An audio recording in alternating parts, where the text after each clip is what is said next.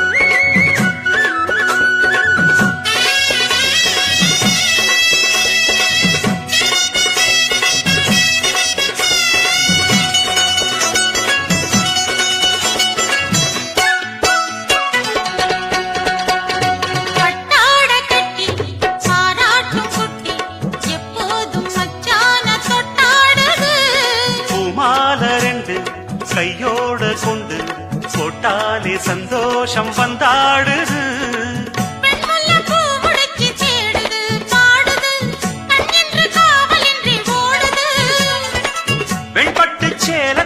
உள்ளூர் செய்திகள் முதல் உலகச் செய்திகள் வரை தெரிந்து கொள்ள மதுரை முரசு சேனலை சப்ஸ்கிரைப் செய்யுங்கள்.